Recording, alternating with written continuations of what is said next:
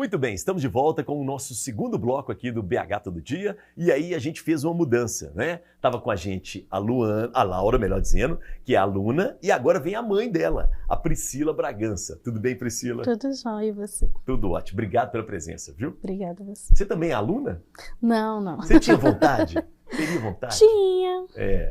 Mas você contou que isso aí foi um desejo dela mesma. Dela, desde mais novinha, ela já vinha falando que queria seguir essa parte, aprender mais. Então, nós procuramos um curso para que ela consiga ver e vivenciar um pouco vivenciar isso, né? desde o início. Muito legal. Então não teve pressão do pai, Não. da mãe, não. É o desejo dela.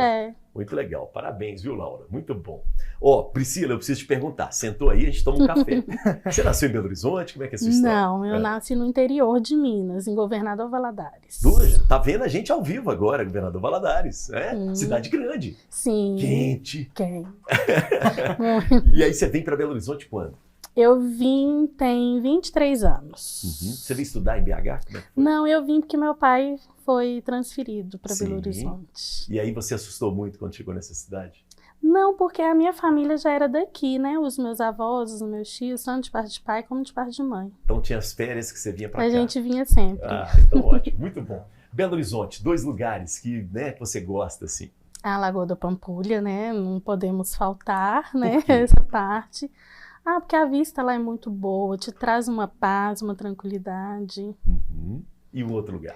Os parques. Perto da nossa casa tem um parque da Lagoa do Nado, Esse parque é muito bacana. E ele eu teve gosto ameaçado muito, há anos sim. atrás, Ia ser uma construção imobiliária. Os moradores fizeram uma associação, se organizaram e evitaram que ali se construísse um prédios e condomínios. Aí lá tem o Parque da Lagoa do Nado e tem a Mata do Planalto, que eles também quiseram fazer isso. Isso mesmo. Mas os moradores não deixaram. Parabéns, muito bom. Nós temos que fazer isso, sabe com o quê? Com a Serra do Curral. Nós temos que continuar esse movimento. O carnaval foi quente, Os blocos estavam defendendo a Serra. Muito bem. Bom, já falaram aqui, quando sai de Belo Horizonte tem saudade do bairro de Santa Teresa, do pão de queijo e por aí vai. E você, o que você tem saudade? O pão de queijo.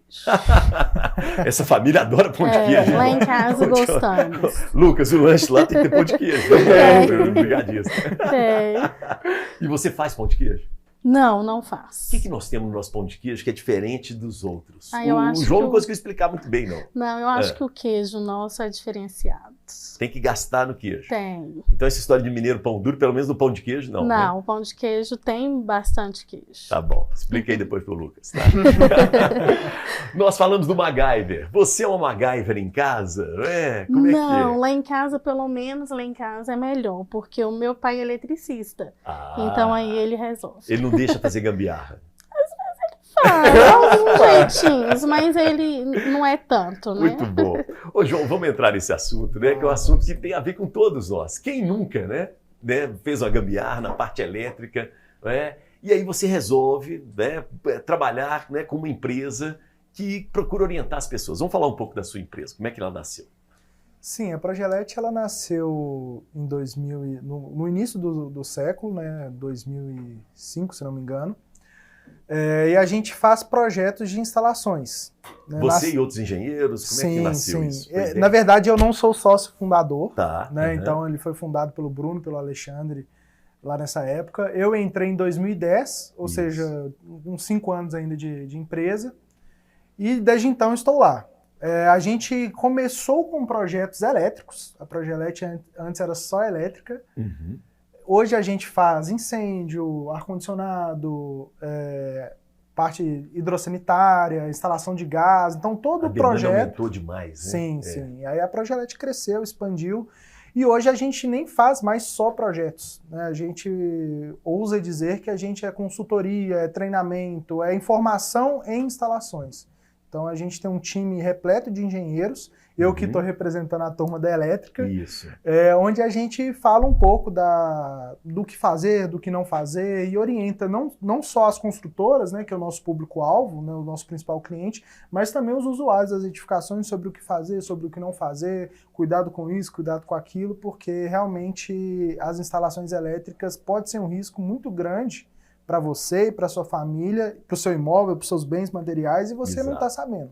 Agora, você estava contando para a gente fora do ar que nem sempre foi assim, não é? Não. Vamos contar um pouco dessa história. O que mudou? A legislação? O que foi que aconteceu que a parte elétrica começou a ter um cuidado maior? Pois é, até no século passado, pegando até os anos 2000, assim, as instalações elétricas elas eram secundárias na edificação como um todo. A gente preocupava muito com a parte estrutural, né? O prédio ele precisa estar bem robusto para sustentar, a parte hidráulica, que geralmente é uma parte que dá muita patologia e dor de cabeça, então o pessoal preocupa bastante. E a parte elétrica é aquele famoso, tá funcionando? Tem tomada? Como é que é? Tem uma tomada aqui, uma outra colar, tá funcionando? Tá tudo bem. E por anos, né, eu nasci nos anos 90, então a gente nasceu e foi criado convivendo com essa situação. E naquela época, a gente convivia com inúmeros riscos, né, e a gente teve uma série de acidentes, e aí em 2004 para 2005, foi revisada a norma 5410 e ela veio com um peso muito grande na parte de organizar a instalação elétrica no Brasil em geral, e a partir daí todas as novas edificações começaram nesse movimento de profissionalizar esse mercado das instalações elétricas. Me dá um exemplo, assim, claro, assim, de alguma coisa que mudou, que está no nosso dia a dia hoje, que a gente nem percebe que mudou. Assim. Eu diria... Uma coisa que a gente sabe que mudou é a tomada de 3 pinos. Isso, exatamente. Foi uma briga danada. Isso, né? Foi uma briga danada. Mas isso... ela é mais segura? Ela é mais... Sim. Por quê, João? As instalações elétricas no passado não tinha aterramento. Então, você tinha a fase, o neutro ou 2 fases, você ligava um equipamento e o aterramento é um condutor de proteção. Caso a corrente elétrica dê algum defeito, é por ele que ele vai escoar. Se você não tem esse caminho até a terra, você vira o caminho até a terra. Bem lembrado. Então ele foi criado. E o terceiro pino é só para que o equipamento, né, o plug do equipamento, consiga conectar na fase, no neutro e no terra com a sua rede elétrica. Caso contrário, você não está protegido. Cara, é tão importante explicar isso. E tem gente que quebra esse terceiro pino. Isso é muito comum. É um risco enorme. Esse é um risco enorme. Um outro item que mudou com essa norma foi o DR, que é um dispositivo de proteção contra choque. Como é que é o nome? DR. DR. O que significa DR? Dispositivo residual. Tá. Mas em termos práticos, ele te protege contra choque elétrico. Basicamente, quem nunca viveu, você tá tomando um banho, você encosta na torneira e você toma um choque. Isso mesmo. O DR ele chegou para organizar isso. Toda fuga de corrente ele está seccionando para que você não seja a passagem de corrente para a terra. Então ele é uma proteção além do disjuntor. É interessante que nos 2 exemplos que você deu, tem a questão do corpo humano ser utilizado para escoar energia. Sim. Isso é da natureza, né? Sim. A corrente elétrica ela vai procurar um caminho para ir para a Terra. A gente, nas instalações, a gente trabalha para que o ser humano não seja esse caminho. Para que a gente faça um caminho dedicado, bem especificado, bem dimensionado, para que não ocorra nenhum problema. Muito bom. Lucas, vamos entrar nessa. Né? Você já pegou uma fase, né, que as pessoas estão mais preocupadas com isso e que a legislação exige também, né, a presença de brigadista em alguns momentos, né? Exatamente, alguns eventos. É como ele mesmo disse, né? Hoje em dia se vê muitas situações onde as pessoas acabam tendo certos empecilhos, principalmente no quesito de saúde. Eu vou pegar o exemplo mais comum agora, carnaval. Isso. Quantas pessoas não desmaiaram no meio da rua? Quantas pessoas acabaram não ficando bêbadas, se perderam, ou acabaram brigando por situações, ou tendo algum acidente, etc, etc. Então vê a importância do bombeiro civil, porque o bombeiro militar, ele está presente em alguns eventos, algumas situações, entretanto mais para situações urgentes, né? Perfeito. Teve algum incêndio, alguma situação. Já o bombeiro civil, ele é mais focado para eventos, né, privados, né, empresas, muitas das vezes hospitais, shoppings, etc. E muitas comemorações, shows, você acaba percebendo hoje em dia a farda é até diferente, né? Isso. A presença desses bombeiros. A postura é outra também, exatamente. Né? Tanto para trazer aquela segurança, porque querendo ou não, eles não estão lá só para ficar lá parado, mas sim para atender todo aquele conjunto de pessoas, né, presente naquele evento específico, tanto para, como eu mencionei anteriormente, passar os primeiros socorros, para tomar cuidado com a multidão, porque às vezes, da mesma forma que tem a gambiarra com a eletricidade dentro de casa, também todo mundo pensa que o profissional tem que virar ele de lado, tem que levantar, tem que ver a pulsação, não sabe nem onde fica a veia arterial, entendeu? Então, a presença de um profissional em situações assim é extremamente importante, porque dependendo do que a vítima tem, se ela desmaiou, se ela está tendo alguma coisa, só o profissional vai saber falar e saber o que fazer nesse momento. E salvar uma vida ali. Exatamente. Né? Porque às vezes é como você mesmo disse, né? Às vezes é algo simples, né? Mas, por exemplo, se a pessoa está convulsionando, ela está salivando, se você vem com a ideia de, por exemplo, levantar, fechar a boca dela, ela pode engasgar e acabar acontecendo algo pior. Então, a presença do profissional nesse momento é importante por isso. Porque ele vai pegar, vai estar lá presente e vai evitar que algo pior venha acontecer. A parte elétrica dá muito trabalho para vocês? Acho que todo dia. Acho que não tem nenhum dia, conversando com aqueles mais da ativa, né? Acho que não vai ter nenhum dia que não vai ter algum caso desse tipo, né? Porque é comum, né? Às vezes a gente está lá normal, derrama um pouco de água no aparelho eletrônico, toma um choque, às vezes a pessoa desmaia, acontece algo pior, tem uma queimadura, não sabe o que fazer, então acaba sendo bem comum, sim. Eventos, né? Não é muito a praia de você. Não sei também, né? Eu tô falando aqui. A gente já fez alguns. Como é que eventos tem muito, há muito desleixo com essa parte? O que você percebe assim, João? Eventos são instalações provisórias, né? Ah, tá. Né? Então, não são instalações fixas. Elas não são dimensionadas previamente, né? E se é um evento de grande porte, ele já vem com um projeto aqui, a rede elétrica vai passar assim, vai ter um gerador, os cabos vão ter essa especificação. Se for um evento organizado e com a contratação de um profissional, tanto para projetar a estratégia, quanto para o profissional que vai executar essa estratégia... Ah, são diferentes. Sim, são diferentes. Pode ser a mesma empresa, mas naturalmente no mercado você tem empresa de projeto, você tem empresa de execução. Se isso foi pensado previamente, o evento vai performar, vai acontecer e depois as instalações vão ser removidas. O que a gente vê muito por aí são eventos menores, onde você está utilizando um recinto que às vezes nem está apropriado para receber aquele evento. Hoje, no Belo Horizonte, está uma febre de explodir quadra de futebol para virar evento de samba, de pagode. E às vezes os administradores da então quadra, eles começam a fazer gambiarras nas instalações elétricas, hidráulicas, de prevenção e combate a incêndio. E geralmente, o público ali considerado para aquela região era 20, 30, 40 pessoas. E agora tem 2.000 pessoas convivendo num cenário que às vezes não tem saída de emergência, não tem extintor, não tem sinalização. Tem nem chave, né? Apropriado aquilo. E as pessoas são submetidas a esse tipo de situação. Acaba que a situação que a gente viveu no nosso país, né, mais grave, assim, recente, que foi o caso da Boate Kiss, isso mudou completamente o nível de exigência para esses eventos, né, os locais de eventos. Ainda existem algumas bizarrices assim, nesse cenário, mas a rigidez e a fiscalização pós essa ocorrência infeliz na nossa história fez com que pelo menos a gente aprendamos com os nossos erros. Né? Boa. Boate Kiss, você acha que foi um marco também?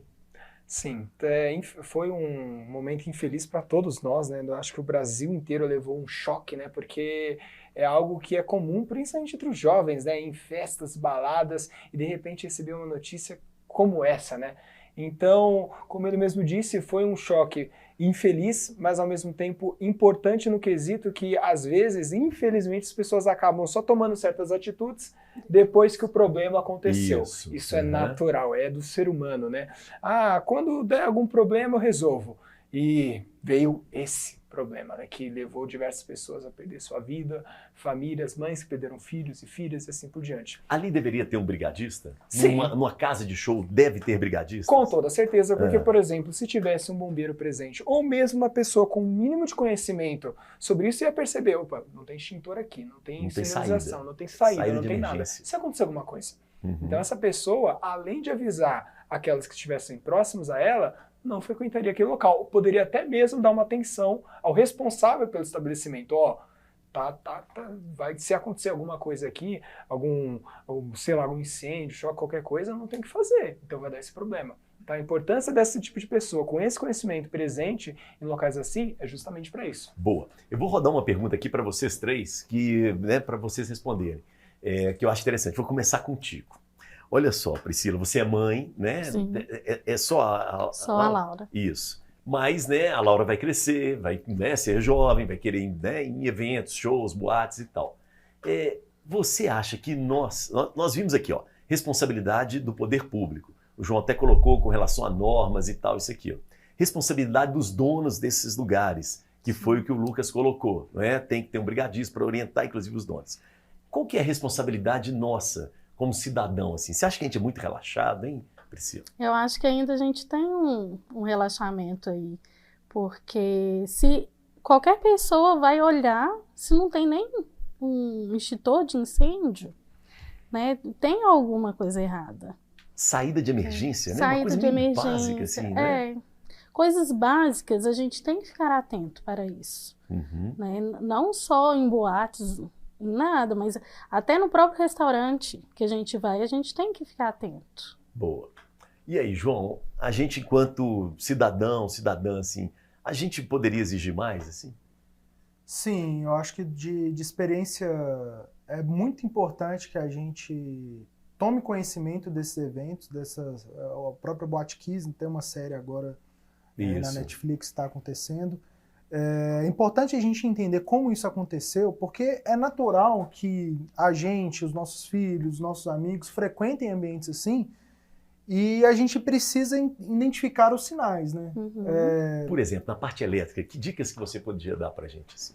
Olha, a parte elétrica, difícil, né? se você está vendo muitas gambiarras sendo feitas, fios expostos onde não deveriam estar, Boa. Pensa, uma aglomeração de pessoas, você tem um fio exposto, onde qualquer um ali pode romper aquela fiação, tropeçar. Às vezes até não só o fio, mas ele está desencapado com uma possibilidade de choque ou de curto. Esse tipo de situação já é uma sinalização de que você tem que ficar atento. Um outro cenário de incêndio nas instalações elétricas, que eu estava pensando antes de vir para cá, né, já que a gente abordaria esse tema, a gente teve recentemente, nos últimos anos, um incêndio no Ninho do Urubu, que é o alojamento dos meninos lá do Flamengo. Aquele incêndio, ele começou numa máquina de ar-condicionado, dentro de um alojamento. Obviamente, para a fatalidade, né, da morte daquelas crianças, existe um elo onde várias correntes, né, foram amarradas. Né? Você tem a ausência de extintor, o material lá era inflamável, mas aonde começou a chama? Na instalação elétrica. E depois, quando foram revisitar o local, você via uma série de gambiarras, negligências absurdas, e a gente convive com isso, está na nossa rotina. Ninguém trabalhou com a possibilidade que um dia aconteceu um incêndio que ia matar 10 crianças. Ninguém, quando vai fazer uma gambiarra, trabalha com uma hipótese como essa. Mas a gente, ao fazer isso, a gente está suscetível a esse risco. Né? Basta você colocar, eu vou dar um exemplo crasso de residência. Tô ali ligando meu chuveiro elétrico, o disjuntor cai. Isso. O que a grande maioria das pessoas fazem? Troca o disjuntor. Ele vai parar de cair, eu vou conseguir tomar meu banho. Mas o disjuntor, ele tá ali para proteger o cabo. O cabo, ele vai passar no máximo uma determinada corrente, delimitada até pelo disjuntor. Se você aumenta a capacidade do disjuntor e não troca o cabo, o que você está fazendo com o cabo? Você está gerando um estresse nesse cabo. Que ao longo da vida útil, ele vai perdendo a isolação, vai perdendo a capinha dele e ele vai ficar incandescente. Qualquer material inflamável que entrar em contato com esse cabo vai gerar um princípio de incêndio. A grande maioria dos incêndios domésticos hoje no Brasil são originados nas instalações elétricas, muito por conta das gambiarras. Então isso é um problema que a gente convive e negligencia há anos. E, obviamente, eu, né, como engenheiro eletricista, que trabalham nessa área, eu acho que abordar esse tema aqui, ter esse espaço para falar sobre isso é muito importante, porque a gente às vezes coloca a nossa família, nossos bens materiais, os nossos imóveis sob risco sem necessidade, né? Negligenciando um problema que fica ali. Boa. Deixa eu fazer a pergunta de novo. Lucas, o cidadão, né, a cidadã, a gente que vai em eventos e tal, a gente podia contribuir mais? Sim, claro. É como ele mesmo disse, por exemplo, às vezes você está numa festa, você vê que, por exemplo, tem lá um monte de cabo enrolado e tá todo mundo com um copo de bebida na mão. Às vezes tropeça, dança, derruba ali, acontece como ele mesmo disse, um princípio de incêndio. Agora, se tem uma atenção maior, por exemplo, o pessoal tem um fio ali, vamos se afastar, o pessoal, esse lugar aqui não está muito bacana. Então, perante essa exigência por parte dos convidados, há, querendo ou não, uma mudança por parte pressão da... pro dono peraí, a galera está empresa, exigindo né? algo que nunca exigiu, vamos começar a mudar. Porque, querendo ou não, os donos, eles pensam no quê? No recebimento dos clientes. Ninguém vai participar dos eventos deles. Então, se tiver essa exigência, além da parte da atração, né, da festividade, mas também a segurança, exigir a segurança de quem vai estar participando, então no futuro isso vai mudar em todos os lugares que a gente foi, né? Legal, você está falando de informação, né? Você está falando de futuro, aí eu queria entrar um pouco na questão da educação. Certo. Né? Como é que nasceu essa ideia do Brigadista Mirim? Bom, os nossos fundadores, né, Henrique Gama e Edilane Guizani Gama, eles têm uma filha, né? E eles buscaram, né, pegar desde da base, né? Porque é bíblico, né? Guia o seu filho pelo caminho que ele tem que andar e nunca se desviará dele, né? Então, o mesmo vale, né, no caso dessa parte que a gente está mencionando agora. Se você pega uma criança e você já deixa claro para ela, desde cedo, os cuidados que ela tem que ter, no local onde ela anda, no meio ambiente, em casa, na rua, com amizades, respeitar os mais velhos, ela nunca vai se esquecer. Então ela vai chegar lá com 18, 20 anos, naquela fase rebelde, que não vai existir, porque ela teve tanto isso no berço, teve tanto esse cuidado, que ela vai ser um cidadão diferenciado no futuro. Sim. Na prática, como é que é? Um encontro por semana? Como é que vocês funcionam? Um encontro por semana, sábado. Então, sábado, dia de aula, lá eles vão ter um pouquinho do teórico, essa base, isso daqui que eu estou contando com você, essa conversa, mas a gente pega na parte prática, né? Então, a gente vai trabalhar uma aula, por exemplo, primeiros socorros. Fala como é que tem que atender e depois a gente separa por equipes e já faz eles atenderem entre eles. Um é a vítima, depois o outro que vai fazer o resgate e vice-versa. Então, nossa base é a prática, que é o que as crianças gostam. E uma criança pode ajudar no resgate assim? Claro, claro que não é sim. muito perigoso, não? Claro, é óbvio, né, que uma criança ela não vai saber fazer todos os atendimentos. Isso. Mas o básico do básico, ela já consegue saber. Entendeu? Por exemplo, essa vítima está acontecendo tal coisa, não pode fazer isso com ela, não pode mexer, não está tendo batimento. Então, o básico, qualquer um consegue fazer, né? Que é para evitar possíveis riscos, como eu já mencionei. Entendeu? Legal demais. E as crianças aprendem fácil? Algo depende. Tem, por exemplo, eu posso citar a Laura, né, que com pouco tempo ela já desenvolveu muito bem. Ela tem 4 meses de curso, mas ela já faz todas as atividades. Ela é muito focada, né? Sim. Ela é bem séria, assim, né? Eu acho que se falar com ela um negócio, tem que falar um negócio sério, porque ela vai levar a sério. Não passa ela para trás. Não passe ela para trás. Não. Gostei das... Boa. Mãe conhece, né? Mãe conhece. Mas exatamente. Você falou que depende, né? A Laura, por exemplo, é um caso mais focado, mais fácil até de trabalhar. Tem crianças que, por exemplo, às vezes os pais colocam a criança justamente pela falta da disciplina. Aí é demais, gente. Você não dá conta em casa, manda pro brigadista. Meu filho em casa... Isso nunca dá certo.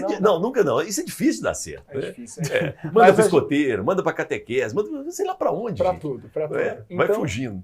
Mas esses casos, né? Tem esses casos que é rápido e tem aqueles casos que a gente tem que ir acompanhando, ir forçando, ir ensinando, mas no final todos acabam... Daqui a pouco tem TDAH, João, vai mandar pro brigadista. Então assim, aí TDAH hoje todo mundo tem, né? A terceirização do problema. Exatamente. Aí chega os meninos agitados lá pra ele, como é que eu vou fazer? Mas a gente dá um jeito. Corrente elétrica muito alta, né? É isso aí. Muito bom. Meninas estão procurando mais? Eu tenho mais alunos do que alunos. Você tem mais meninas? Se eu for pegar em porcentagem, 80% alunas e 20% alunos. Pelo menos lá na nossa, a quantidade... Talvez por conta que as mulheres elas têm mais atenção do que os homens, talvez. A palavra cuidado, né? Exatamente. A sociedade joga muito em cima das mulheres, né? Eu acho que é esse instinto talvez maternal que vem desde cedo, mas querendo ou não, as mulheres são mais cuidadosas, né? As mulheres vão salvar o mundo. Tomara que, né? Mais um peso para as mulheres, né? Nem tanto, né, Priscila? Ó, vamos fazer o seguinte, fica aí, porque você vai me contar um pouco de como é que você notou a diferença nesses 4 meses, né, no comportamento da sua filha, tá bom? Okay. Legal. A gente vai para o intervalo e voltamos daqui a pouco no último bloco do nosso BH Todo Dia. Maestro, nossos comerciais, por favor.